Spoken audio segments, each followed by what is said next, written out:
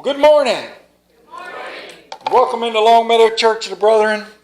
Welcome into God's house. And before we get started, I'd like to bring you up to date, because there's those on the other side of the camera watching, as we are working toward that goal for Charles. Right now, our donation so far total $37.81. Now we're headed for $5,000-$6,000 to make sure that he can have both eyes done when he gets here in May, June, whenever he's coming. But we are moving toward that goal.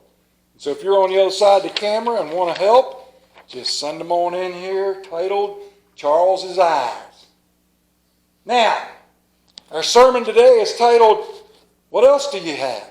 Our scripture lesson today comes from Isaiah chapter 12, all of it.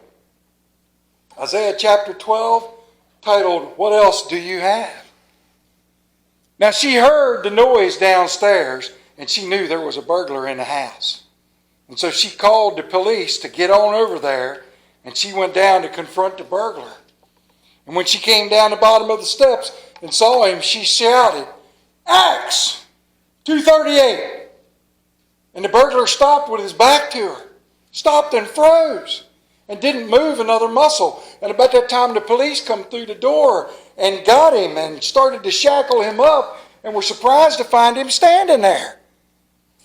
And so they asked him, they said, what in the world made you stop? And the burglar said, well, she shouted at me. And so they went to the lady and they said, what did you shout? And she said, Acts 2:38. Repent and be baptized, every one of you, in the name of Jesus Christ, for the forgiveness of the sins, and you will receive the gift of the Holy Spirit. And the burglar said, Scripture. And the cop said, what do you mean? He goes, that's not what I thought she said. I stopped because I thought she said Acts and 238s is what I was carrying. Isaiah chapter 12. In that day you will say, I praise you, O Lord. Although you were angry with me, your anger has turned away, and you have comforted me. Surely God is my salvation. I will trust and not be afraid. The Lord is my strength and my song. He has become my salvation. With joy you will draw water from the wells of salvation. In that day you will say, give thanks to the Lord, call on his name. Make known among the nations what he has done, and proclaim that his name is exalted. Sing to the Lord, for he has done glorious things. Let this be known to all the world. Shout aloud and sing for joy, people of Zion, for the great is the Holy One of Israel among you. May God add his blessings to these passages as we seek him out in prayer. Let us pray. Heavenly Father, we thank you. We thank you, Father, that you have given us much and taken away much. Father, as we delve into the Word today, we ask that you would lift it up and open our hearts and allow the thoughts that you have given to make sense. Let us hear these words. Let us use them to strengthen us for our walk this week. In Jesus' name we give thanks, and all of his children said, Amen. Now, it is widely known, and if you don't know by now, I'm about to explain it to you again, but it should be widely known that I, Paul Nelson Leatherman III, love a good auction. I love going to auctions. Wendy does not like it when I go. As a matter of fact, it is a running joke in the house. It's really not a joke because she does this to me, believe it or not. When she knows I'm going out the door to go to an auction, especially if I'm going with my uncle, she says, let me see that wallet for a minute. And the first thing she wants to know is if I've got a hold of the checkbook, because all kinds of disastrous things can happen. And I have to let her pat me down, and she lets me go then. She never knows about the one little check that's folded up about that big in the corner of my wallet. Oh, she's going to know now, though, ain't she? Why do I do this to myself? But one of the sales that I love, and I'm telling you, I lose touch with reality. When I get to an auction, I am just happy, happy, happy. And one of the sales that I loved going to that is no more now, used to come about this time of year up in Lancaster, Pennsylvania, well, actually just outside of New Holland, called Byler's. Now, this Amish man had a huge farm up there.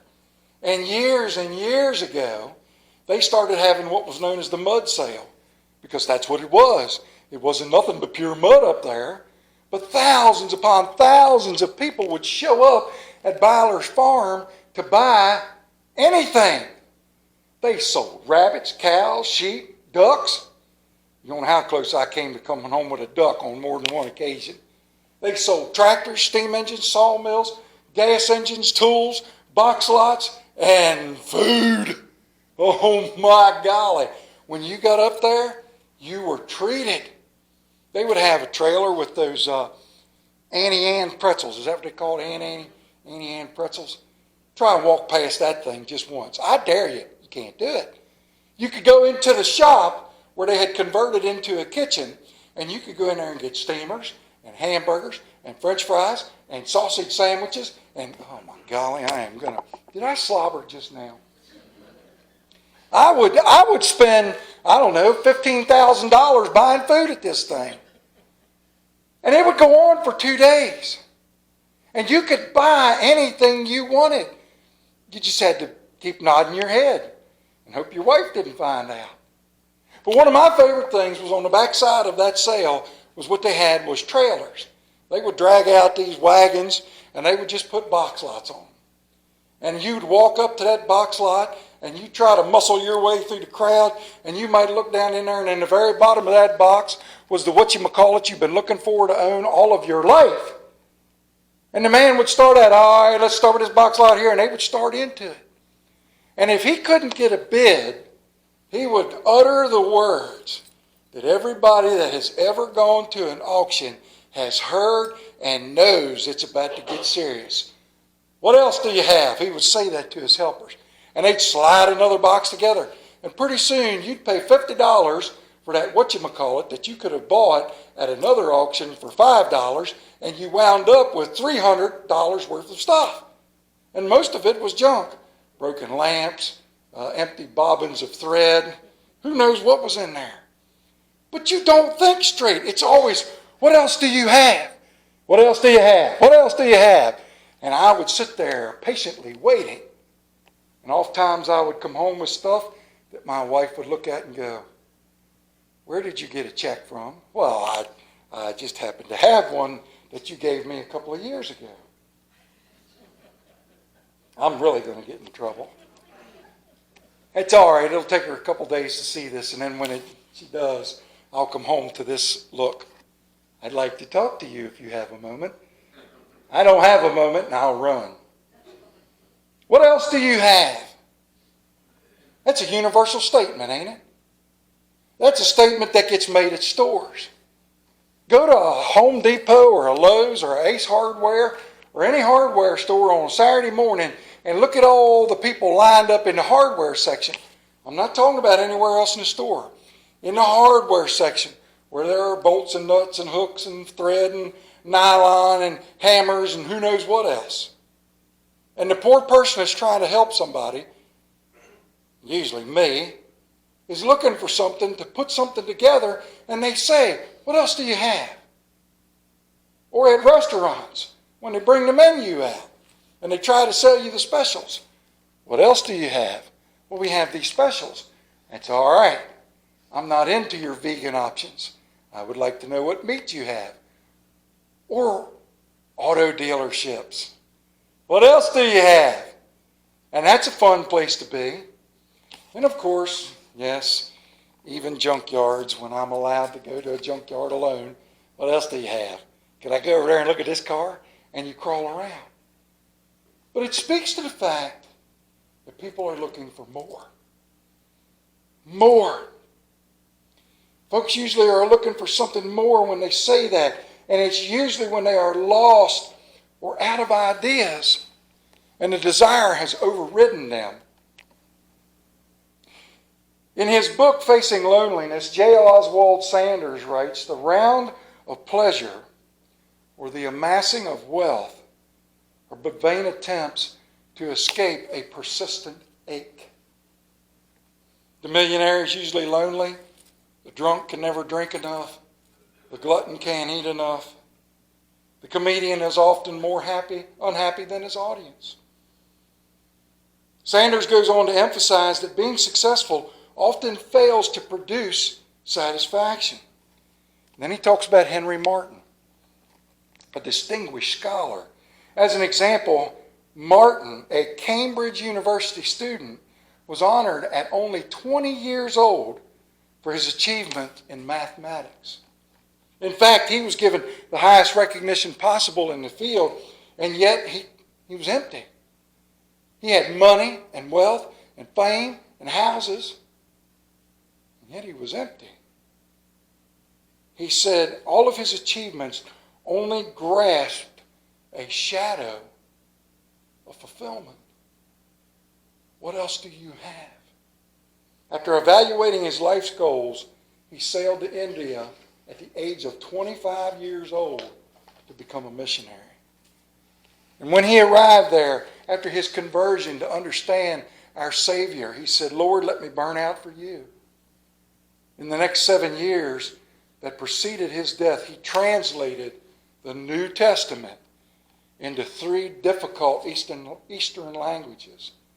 Those notable achievements were certainly not passing shadows and answered the question, what else do you have? I was listening to a radio program this week where the person called in and was talking about how lost they were. They were talking about how everything around them seemed to be out of control, how they couldn't seem to grasp anything. And the radio announcer was asking them, "Well, tell me what it is." "Well, I have all of this stuff. I have great things. I have art. I have cars. I have a house. Yet I can't be happy." It seemed to me that person was asking that question, what else do you have? In this scripture today, in this opening scripture, we listen to what we actually have.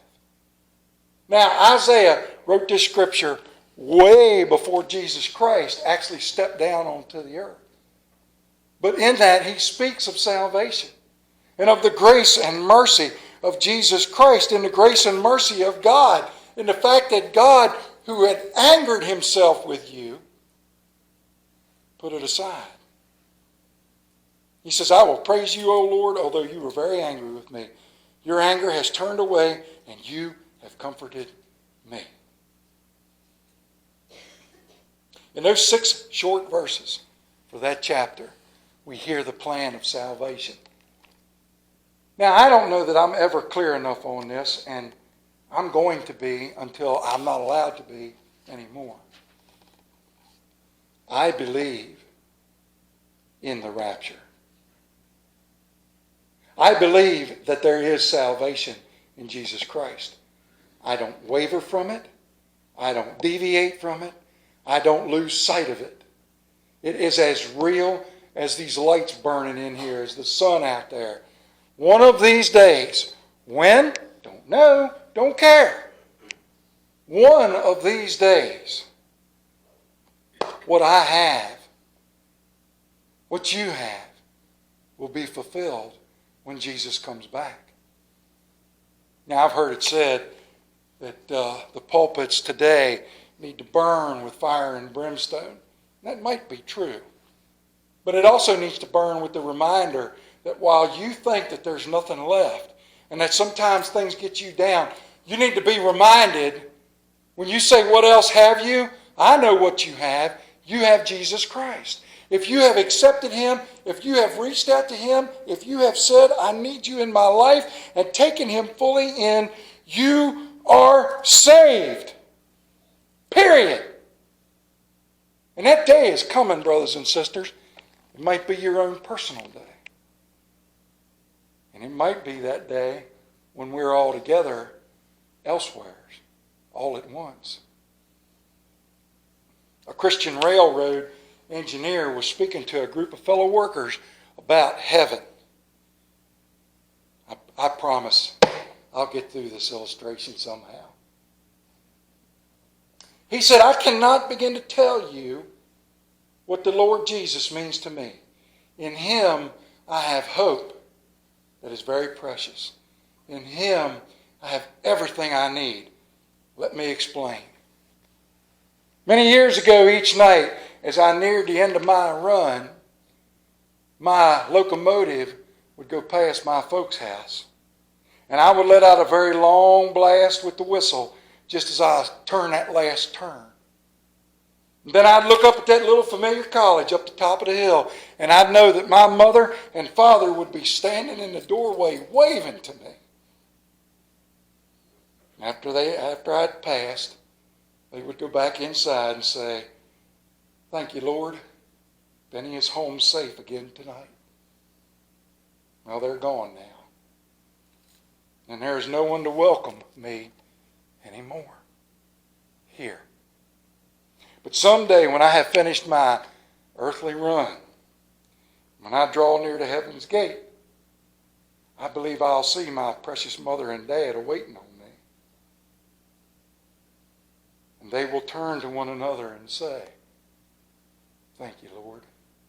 Benny is home safe at last. That's what else you got when your faith is in Jesus Christ. The writer here, Isaiah, is telling us we need to give thanks for salvation.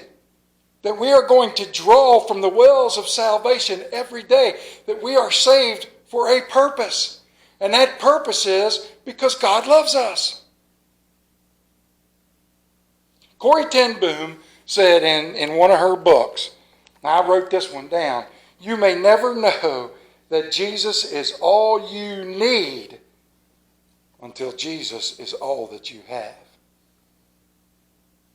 What else do you have? Fair enough statement. Brothers and sisters out there, do you have a nice fancy brand new oven? Oh, that's nice. Do you have a brand new riding mower? Do you have a nice driveway, house, job, nice family? And yet, as fulfilling as that is, it doesn't take the place of what else you have. Jesus. And with that, you have all you ever need, ever. All we need to do is constantly remind ourselves and accept that. I get lost. And then I'm reminded that because we have said that we accept Jesus Christ, we have something that nothing else can take place of. We have faith. We have hope. We have power. We have salvation. John F. Kennedy, in his 1960 presidential campaign, often closed his speeches with the story of Colonel Davenport, the Speaker of the Connecticut House of Representatives. On May 19, 1780, the sky of Hartford darkened ominously. And some of the representatives glancing out the windows, looking at it, thought, this is it. The world is ending. It had that look, it had that feel. And they began to become nervous and clamoring about. Finally quelling it, Davenport rose and said, the day of judgment is either approaching or it is not. If it is not, there is no cause for adjournment. If it is, I choose to be found doing my duty. Therefore, I wish the candles be brought. Rather than fearing what is to come, we are to be faithful till Christ returns. Instead of fearing the dark, we're to be the lights to watch and wait. In all that goes on in this world, we have Jesus. What else do you have? Jesus. What else do you need? Nothing. In all that I can do in this world, in all that I can figure out, in all that I can try to be, It pales horribly in comparison to what Jesus Christ did for me and for each one of you. Yes, I am starting to get a little ramped up. We're coming up on that time. The greatest moment, the greatest day, the greatest event in the Christian life is coming. The resurrection of Jesus Christ, the destruction of death and the power therein. And I can't help but thinking, maybe it's the weather, maybe it's the sunshine, maybe it's the fact that I was out yesterday walking around the yard and I saw something coming up out of the yard and I was able to identify it. Would you like to know what it was? It was a flower. It was a flower. What kind was it? White. And that was good enough for me. I don't know what it was. I only know what 3 plants look like in all of my life. Wheat, corn, and tomatoes. That's it. That's all you need in life, isn't it? What else do you need? Jesus. Like how I did that. We don't need to be struggling. We don't need to be worrying. We need to be celebrating the fact that we are saved. In one of his books, A.M. Hunter, and I've told this story before, and I love it, and I will tell it over and over and over again. A.M. Hunter, the New Testament scholar, relates the story of a dying man who asked his Christian doctor to tell him something about the place where he was going. As the doctor fumbled for his reply, he heard a scratching outside the door of his office. And he realized he had the answer. He said, "You hear that? That's my dog. I left him downstairs, but he's got a little impatient and has come up. And he hears my voice. He has no notion of what is inside this door on the other side of it, but he knows I am here." Isn't that the same with you? You don't know what lies beyond the door, but you know that your Savior is there. What else do you have? You have Jesus. You have Jesus. And with that, you have everything you need. Let us pray. Heavenly Father, we thank you. We thank you every time the sermon's over. I say them words, we thank you. Why? Because you have woken us up again. You have put just a little bit more something into us that we may be able to strengthen for the walk this week. We are going to be assaulted by everything. It's all right. I think the question we ask this week is, what else do you have? What else? Because nothing can be more than our Savior Jesus. Isaiah wrote those words, the well of salvation. Give thanks to the Lord. Call on his name. Make known among the nations what he has done, and proclaim his name, for he is exalted. That's what we have. Thank you for your Son, who chose to come down here and die for our sins and give us so much. Watch over and keep us as we go this week, Father. In Jesus' name we pray. Amen. As we sing this last hymn, if you have that need, if that extra prayer is necessary, the bench is quite open.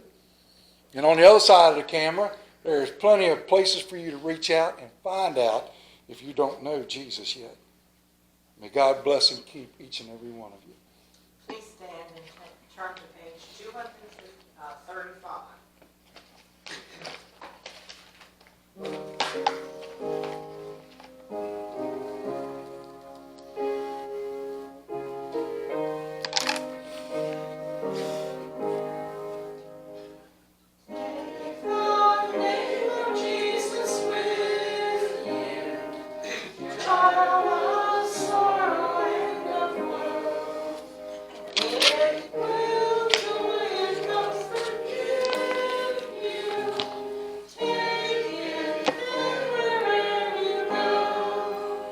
Precious name, oh how sweet, how perfect joy of heaven,